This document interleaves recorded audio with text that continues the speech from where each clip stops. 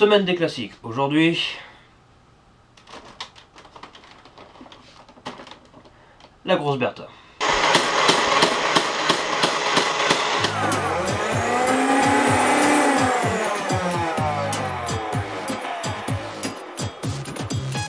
Bonjour, bonsoir à tous, ici l'amiral VMCZ. Aujourd'hui on se retrouve pour la review du Nerf Mega Mastodon, la grosse mitrailleuse lourde de la gamme Mega, et qui est un blaster que je désire avoir dans ma collection depuis des années. Pas forcément raconter une anecdote, mais à la base, dans un magasin, c'était il y a quoi, 7 ans, un truc du genre. Enfin, le Mastodon venait de sortir, j'hésitais entre le Battle Scout qui était fourni avec une caméra, et le Mastodon. Et ma passion pour les caméras a pris le dessus, bon au final elle est pas incroyable. Mais finalement aujourd'hui j'ai enfin réussi à mettre la main sur un Mastodon, parce que je m'y suis enfin mis, je me suis dit, allez vas-y, let's go, go acheter un Mastodon. Et c'est pas forcément facile d'en choper un. Si vous souhaitez en choper un d'occasion, c'est vrai que des fois il est pas forcément dans un bon état, il manque des pièces, il est tout abîmé. Mais là je possède le Nerf Mega Mastodon. C'est donc une grosse mitrailleuse lourde électrique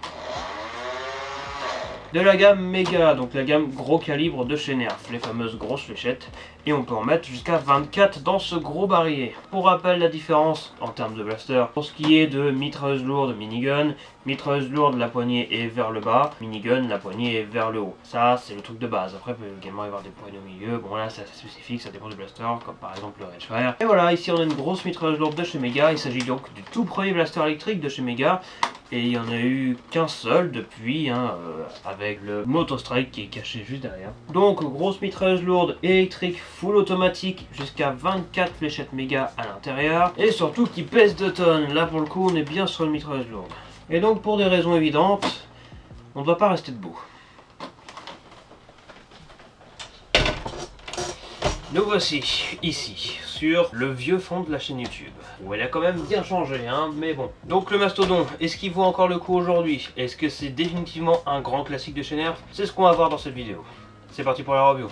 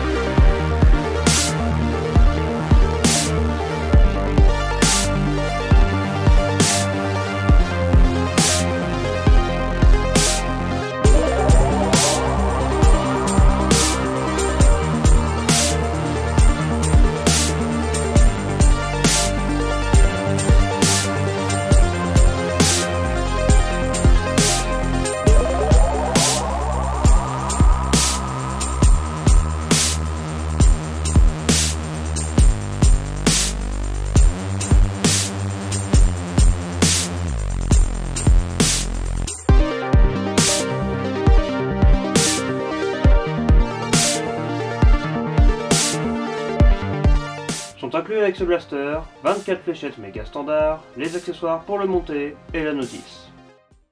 La revue du blaster commence par l'avant. Il n'y a absolument rien, aucun ensemble de personnalisation. C'est un blaster gros calibre, un blaster méga. Donc un méga c'est ça, donc un méga c'est beaucoup plus gros qu'un élite. Donc forcément, il faut bien laisser passer la fléchette. Donc pas de personnalisation, pas d'attache canon, rien de tout ça.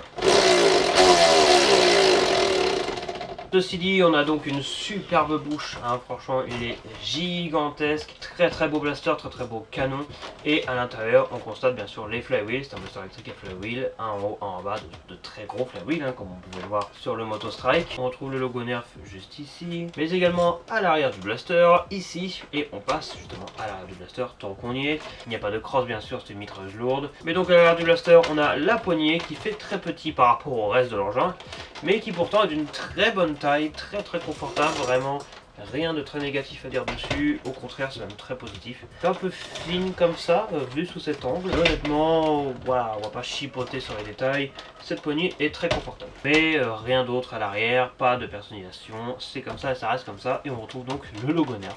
Il est derrière, il est devant, il est pas au centre, il est là aussi. Et tant qu'on y est, bien sûr, faut bien y venir tout de même à un moment donné, l'énorme logo Mega qui est affiché juste ici, au cas où que vous ne l'ayez pas vu. Et pour y venir tout de suite, comme ça sera fait, bon, Hein. Voilà. De l'autre côté, c'est pas la même. Il n'y a pas le logo Nerf absolument nulle part. Il y a le logo Mega, il est là, mais il est tout petit. Et absolument rien d'autre de ce que je sache. Pas le nom du blaster, hein, Mastodon, qui est bien sûr écrit en énorme ici.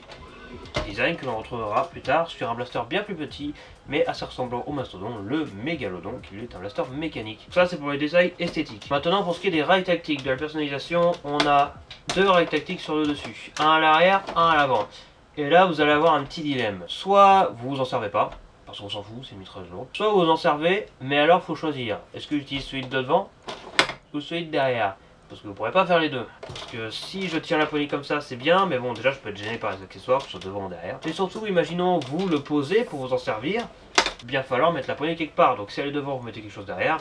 Et si elle est derrière, vous mettez quelque chose devant. Car oui, vous pouvez vous servir du blaster en tant que véritable mitrailleuse lourde que vous pourriez poser, car il possède un 3e rail tactique sur le dessous. Donc vous pourrez y mettre par exemple un bipied pour poser comme ceci le blaster. Et là, on est plutôt bien. Et vous pourrez faire une mitrailleuse lourde. Poseriez ici, un peu comme le Rhino Fire ou le Vulcan Havoc, qui sont également des mitrailleuses lourdes. Pour la comparaison, hein, voilà, c'est vrai que le Mastodon en impose même par rapport à un Rhino Fire. Et donc vous pouvez en faire quelque chose de potentiellement intéressant.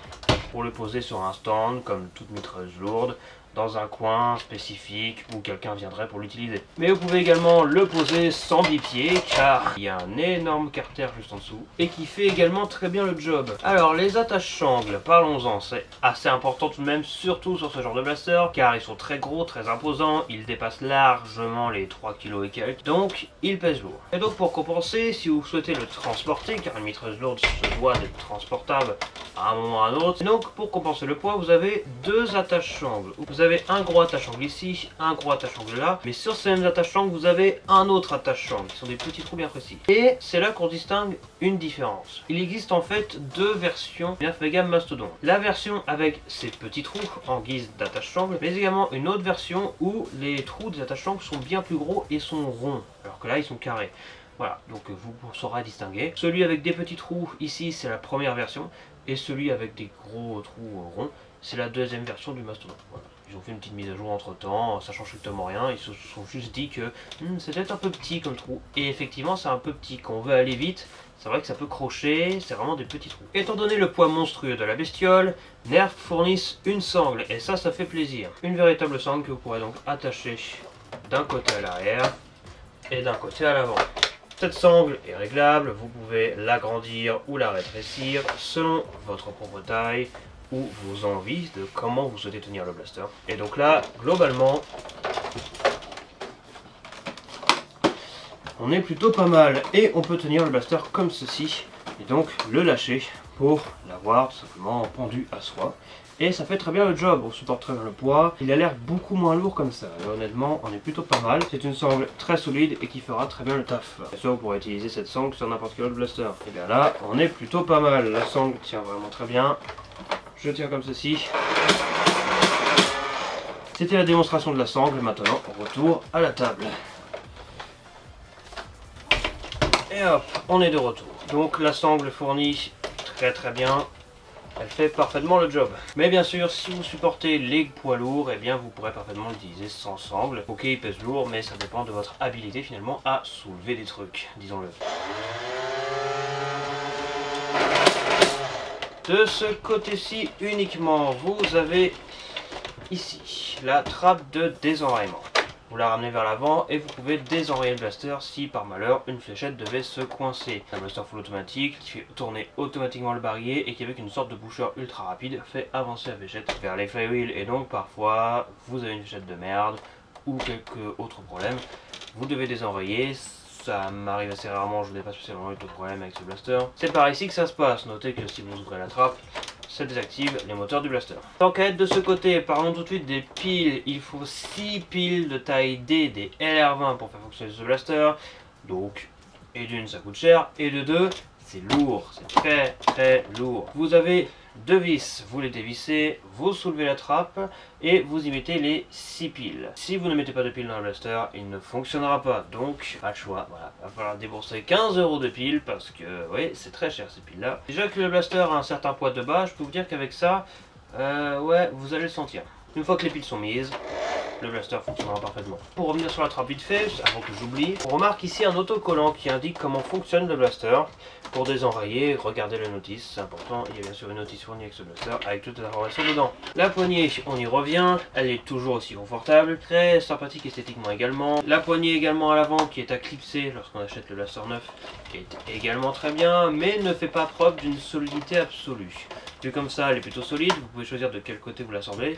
Mais j'ai remarqué que pas mal de personnes finissaient, sur le long terme, par péter cette poignée.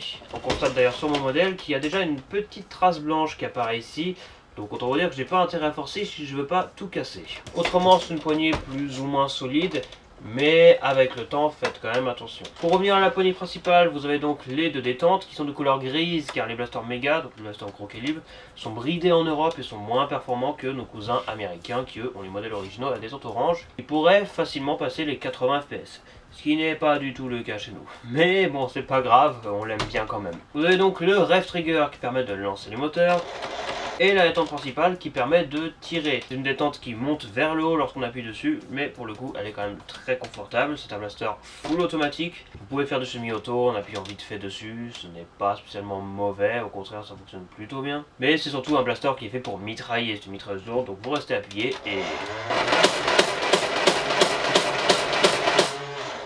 Voilà, le barillet tourne tout seul, ça se fait tout automatiquement. Le pusher également fait son travail et propulse les fléchettes dans les flywheels qui les envoient balader au loin. Et oui, ces trucs là, ça vole. Pour venir au système, alors avant d'aller plus loin, il faut savoir que si vous achetez ce blaster neuf, il faut le monter pour qu'il soit fonctionnel. Pour le monter, vous devez, comme je l'ai dit vite fait tout à l'heure, assembler la poignée. Vous la clipsez soit d'un côté, et ça ressort là, soit de l'autre côté. Il n'y a pas un choix qui est meilleur que l'autre, ça dépend pas de si vous êtes gaucher, si vous êtes droitier, on s'en fiche, juste faut le mettre dans un sens. Bon, avec la fragilité qu'on a vue sur le long terme sur certains modèles, d'ailleurs ils ont vite compris que c'était pas forcément l'idéal de clipser que d'un côté, et vous aurez sûrement remarqué qu'après ce blaster, la plupart des mitrailleuses ou minigun avec ces poignées sont assemblées des deux côtés. Je pense notamment au Titan de chez Infinite. Mais qu'importe, elles restent tout de même très confortables et très fonctionnelles. Ensuite, vous devez assembler les carters qui sont ici. Il y en a un de chaque côté, un ici et un de l'autre côté. Il faut les clipser bien secs pour les faire tenir sur le blaster. Ils ne sont qu'esthétiques, ils ne sont pas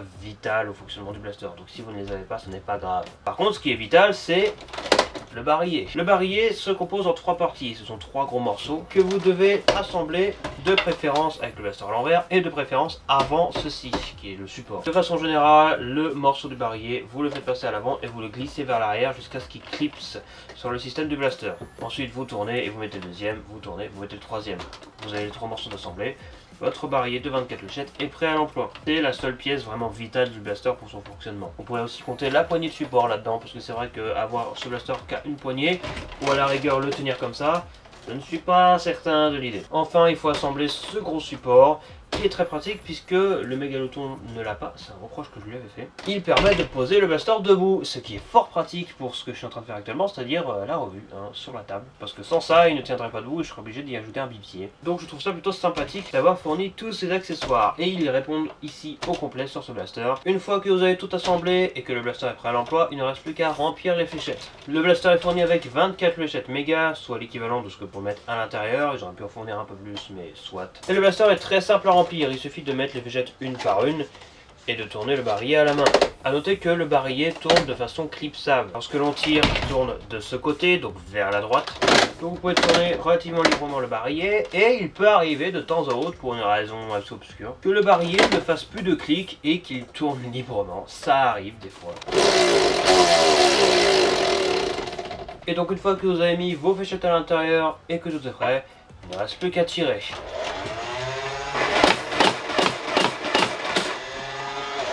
Bien, c'est tout pour la review du blaster. Maintenant, le test de tir.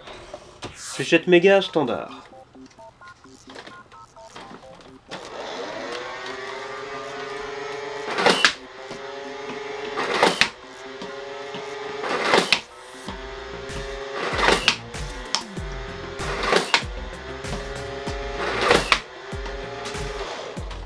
Full auto.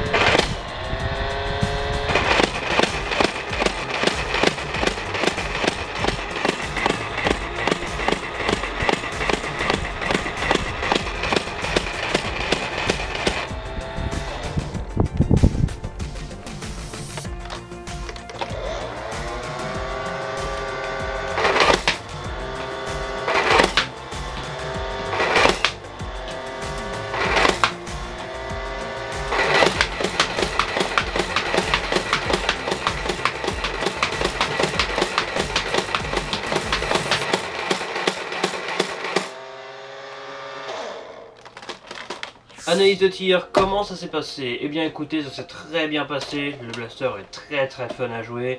Il a une cadence de tir largement suffisante, il peut atteindre les 3 par seconde, tel un Rapid Strike Flow. Il en est très bien, et pour une mitrailleuse gros calibre, je trouve qu'il fait très bien le taf, même s'il est bridé chez nous et qu'il est un peu moins performant qu'en Amérique. Pour ce qui est de la précision, elle n'est pas incroyable spécifiquement. Des fléchettes méga, des fléchettes qui sifflent, ça c'est plus sympathique. Mais en termes de précision, on est à peu près sur la même chose que des fléchettes élites standard, donc forcément, c'est pas incroyable. Mais il existe également les fléchettes méga AQ-Strike qui certes ne sifflent pas, donc un peu moins fun, mais elles sont bien plus précises.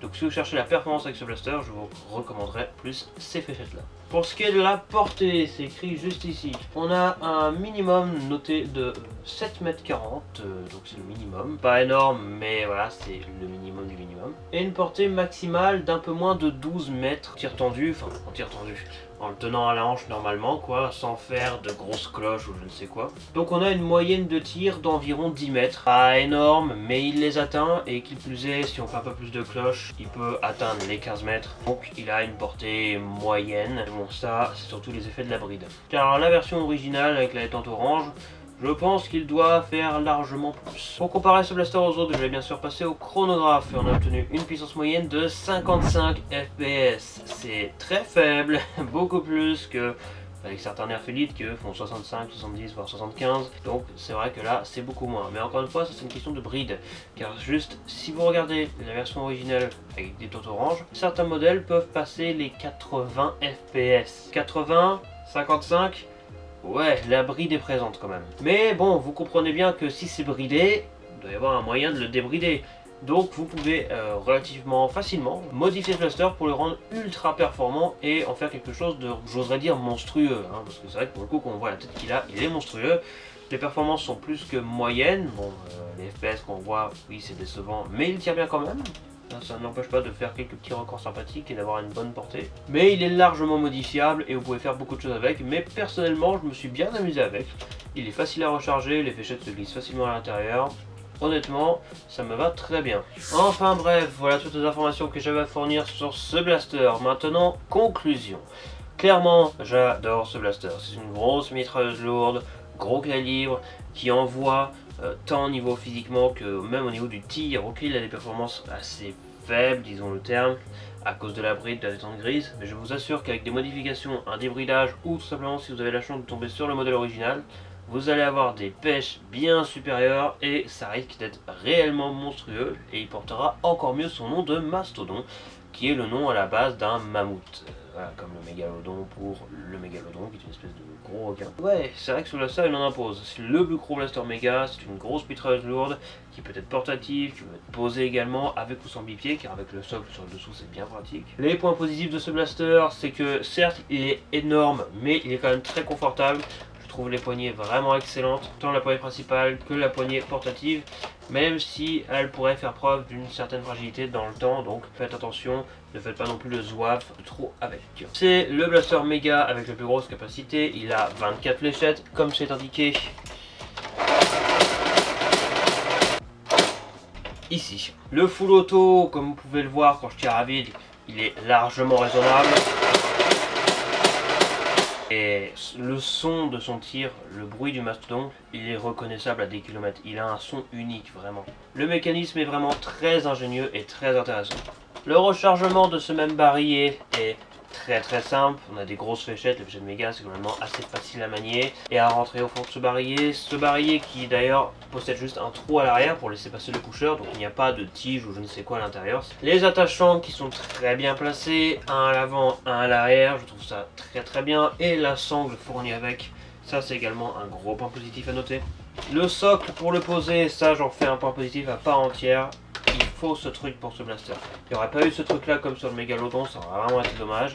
Donc c'est très bien de l'avoir inclus. Et enfin, dernier point positif, mais ça c'est purement personnel, il a de la gueule. Vraiment, je suis pas du genre à mettre en avant le style des blasters, c'est un détail pour moi. Mais là, il faut quand même le noter, regardez-moi ce monstre, il est gigantesque. J'oublie de le faire des fois, mais je pense que ça paraît un peu nécessaire. Combien il mesure? Alors je vais aller jusqu'au bout de la poignée. Il dépasse le 80 cm. Si je fais du canon jusqu'à la poignée, on est environ 81 cm. C'est beaucoup, mais on pourrait se dire, ah, il y a d'autres blasters qui font 80 cm. Mais il y a la largeur aussi. Hein. La largeur, bon, je pense que je vais vous en compter. Je compte le barillet. Oh bah le barillet, allez, on peut arriver jusqu'à 20 cm de large. La hauteur, si je compte juste le socle là, du bas là. Ouais, on peut arriver à une trentaine de centimètres de hauteur. Malheureusement, il y a bien sûr quelques points négatifs. Alors je ne prendrai pas en compte le fait qu'il manque des performances et qu'il soit bridé. Bon, en vrai on devrait le compter puisqu'on a tous le même en France. Mais il ne faut pas oublier que c'est vraiment une version bridée et que l'original est bien plus performant. Par contre la cadence c'est la même, hein. La vitesse de tir c'est exactement la même. Ce qui change c'est vraiment les FPS et la portée. Et le principal point négatif, et vous le voyez venir, c'est lourd. On dépasse large les 3 kg voire 3 kg et demi. Donc c'est vraiment lourd. Et si vous êtes dans l'optique d'acheter un blaster pour votre gamin, je ne vous recommanderais pas spécialement celui-là. À moins qu'il soit vraiment très fort physiquement. Mais sinon... Ouais, ce blaster est particulièrement lourd. Beaucoup plus lourd même que certains miniguns. Puisque les miniguns, eux, sont en général, à part quelques exceptions comme le Redfire, exclusivement portatifs. Alors qu'une mitrailleuse lourde, on peut la poser, etc. Donc là, on a vraiment affaire à un poids lourd. Il est fait pour être transporté à la base, mais vous pourrez parfaitement le poser pour tourner comme ceci. Ça tourne relativement bien et ça tire relativement bien. Mais c'est vrai que dans les faits, il est très lourd et heureusement qu'ils fournissent une sangle avec. Sinon, avoir un truc comme ça dans les mains constamment toute la journée si vous le transportez avec vous, ça va commencer à picoter le dos. Mais bon, vous pouvez faire une muscu avec. Voilà. Ça c'est plutôt sympathique. J'ai même l'impression que, ouais, il est même plus lourd que le Rhino Fire. Le Rhino Fire est plus léger. Point négatif du coup que j'ai déjà cité, c'est écrit là donc je le recite, hein, le fait qu'il soit bridé en Europe, ça c'est dommage. Bon, vous pourrez le modifier pour contrer ce problème si vous le souhaitez. Et enfin, dernier point négatif, la poignée de maintien qui ne tient pas dans le temps. Hein, voilà. Combien de mastodons j'ai vu avec des poignées comme ça pétées? J'en ai vu plein sur des annonces d'occasion. Elle n'est pas non plus d'une solidité exemplaire, donc faites attention avec. Et voilà à peu près tout pour la conclusion de ce blaster qui est globalement excellent. Franchement, je ne vois aucune raison de l'éviter. Si vous cherchez une grosse mitrailleuse lourde avec des grosses fléchettes, je ne peux que vous recommander celui-là. Et c'est une icône de nerf, et c'est bien pour ça qu'il fait partie de la semaine des classiques. J'espère avoir fourni suffisamment d'informations pour vous faire prendre décision sur si vous allez acheter ce blaster ou non. Si la réponse est positive, vous avez un lien dans la description pour l'acheter. Je pense que je mettrai un lien aussi pour le trouver d'occasion parce que neuf, ça fait quand même quelques années qu'il est sorti, ça risque d'être assez compliqué. Et sur ce, je vous propose de remonter. Et allez hop. Quant à moi, je vous dis à la prochaine pour une future vidéo de nerf ou d'autres choses. Moi, je vais aller m'amuser un petit peu avec ce blaster. Amiral VMCZ, au rapport.